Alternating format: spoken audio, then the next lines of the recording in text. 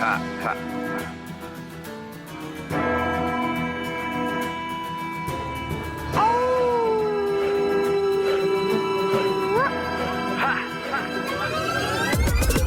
and swords, feel the wars, fighting my blood, death to the core. Warriors from medieval age, fear the reign of night brigades. Crusades into the room, moving through the temples and tombs. Scared and place, prepare to face. Professor Awesome and the minions of doom. Professor Awesome and the minions of doom. Professor Awesome and the minions of doom. Professor Awesome and the minions of doom. Professor Awesome and the minions of doom. Professor Awesome and the minions of doom.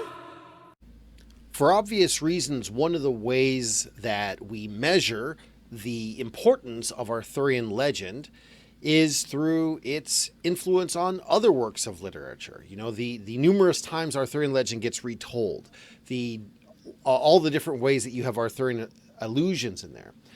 But I think we can see in Thomas Malory's Le Morte d'Arthur some evidence that comes from outside the literature itself as to its importance. And it starts with technology and the commercial market. So let's go back in time to the 1450s. 1450s, there's a guy by the name of Johannes Gutenberg, and he's developed a new kind of printing press. Now, there are other things that you could, that really were kinds of printing presses, but this is the beginning of the modern printing press, as we would think about it. And so he develops his first printing press, and so the first book that he produces on this printing press is the Bible. It's something that's very prestigious, and it's something that he knows will sell. And so if you've ever heard of a Gutenberg Bible, if you've been to a really important museum or something, and you see they have a copy of the Gutenberg Bible on display, what that means is that this is one of these first Bibles that Johannes Gutenberg printed on this first printing press. It's really less important as a Bible than it is as an artifact of printing. But the Bible seems an obvious choice. Okay, well, this is obviously a sensation. This is the height of medieval technology, the development of the printing press. I would argue that it is the thing that turns the Middle Ages into the modern era and births the modern era. So the Middle Ages invents this, and then we're off to all sorts of new changes that are going to happen because of the printing press. All right, so let's fast forward a couple decades, and there's a merchant by the name of William Caxton. And William Caxton, an English guy, gets a printing press, and he goes to Belgium first. And in Belgium, he prints the first printed book in English, and that is his own translation, I believe, of some legends of the Trojan War. Right? And we start to see the import of the Trojan War at this point. Well, then he brings the printing press to England in 1476, and he spends the rest of his career there. And there's basically two models for how to make money as a printer at that time. One is really later on pioneered by a guy by the name of Wynkyn de Worde, and which is a real name, not the name of a character from a children's story. Wynkyn de Worde, he produces what is sometimes called a jobber. He produces, small, unimportant things, the kind of thing that today you might go to a copy center or a Kinko's or something. It's not meant to be prestigious. It's meant to be a quick and cheap way of producing something.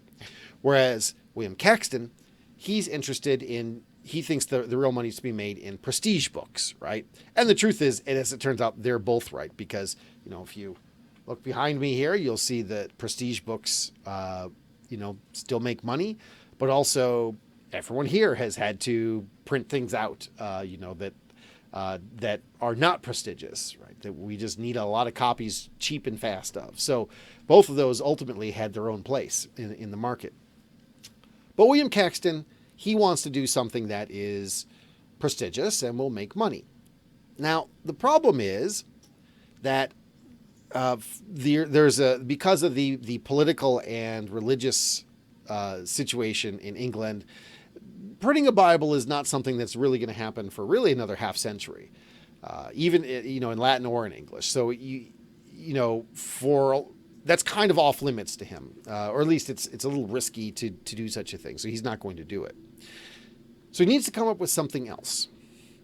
Well, what he did in Belgium was, of course, the Trojan War. And there in the Trojan War, we see something where if you can't write about the Bible, but you have to talk about something that is essential to the way that we think about, in that case, Western or European culture, I should say. In that case, the Trojan War is really central, and we can see that. But now he's in England, and he has to think, what is more central to the culture of England? The Trojan War is, of course, part of the backstory that gets us to Brutus, to Arthurian legend, all those kinds of things. The Trojan War is actually part of Arthurian legend, and so rather than doing the Bible, he does, Thomas Mallory's Le Morte d'Arthur, which obviously you just saw me lift up a paperback copy of it, remains in print in today, right? So he's right to think that that's going to make money, and he's also right to think that there's prestige in that. And I think that tells us something about, in this market choice that William Caxton makes, it tells us something about the central importance of Arthurian legend, not just generally in that case, European culture, or even more specifically in the culture of England, but more generally in culture, that when you're like, what's the very first thing in this country, in that case England, that I'm going to print on the printing press? If I can't print the Bible, it's going to be the legends of King Arthur.